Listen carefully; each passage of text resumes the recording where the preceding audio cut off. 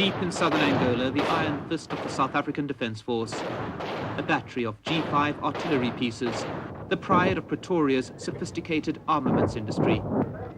These are the guns that in recent months have been bombarding the strategically vital town of Cuito Cuanavale, a siege that climaxes the most intensive South African cross-border operation since Angola became independent in 1975.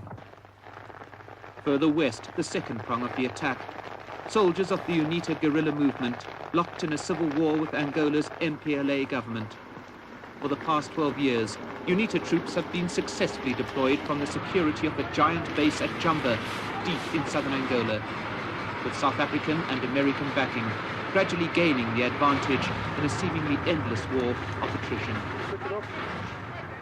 But in September, Angolan troops launched an all-out offensive on Jamba. Military leaders claimed only 31 South African lives were lost, while nearly 5,000 Angolan troops were killed. In addition, the military said, Angola lost 14 fighter aircraft, 8 helicopters, and a vast number of logistics vehicles. South African losses, the Defence Force statement added, amounted to only 1 fighter aircraft, 1 light aircraft, and 3 tanks. According to Pretoria, it was the first time that South African tanks had been deployed operationally since the Second World War. The Angolan advance was halted and its troops retreated to Cuito Cuanavale. Once the MPLA was, or FOPLA, then the military arm, was actually halted and they started a retreat, then the possibility of turning this into a strategic offensive for UNITA was seen.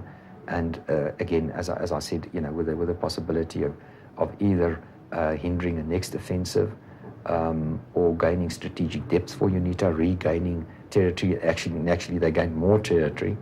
And then, of course, also on the diplomatic front, attempting to use this as a leverage for a possible political settlement. As the withdrawal of South African troops begins, the government remains adamant that it will continue to operate in Angola as long as do Cuban troops and Soviet advisors. And there will be no total withdrawal, while what it calls the stability of neighboring Namibia remains threatened by guerrillas of the Southwest African People's Organization. The parties involved in conflict in Angola are all perhaps getting a bit tired.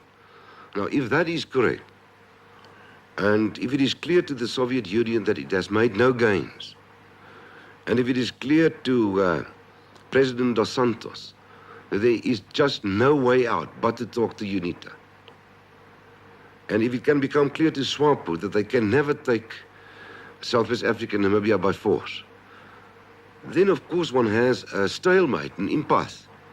And out of that impasse might be born an agreement. But this is what we must probe, as I said, and investigate. While the stalemate continues, the human cost of the war is being felt in South Africa. The rising casualty figures leading to speculation that Angola could become Pretoria's Vietnam, that white voters will begin to reject a government they hold responsible for their children's deaths. The South African white minority, if you want to put it like that, is a minority which is faced by extraordinary pressure, both internally and internationally. And in that kind of environment, where there's almost a paranoia about this war of survival almost, which is being fought, there's a willingness on the part of the public to defer to government and to more or less adopt the psychology that, well, if government is taking action to protect the state, to protect white interests, well, then it's doing a good job. Despite the losses, it's clear the majority of South African whites support the war. The pain and suffering still regarded as a necessary price to pay in the struggle for survival on a hostile continent.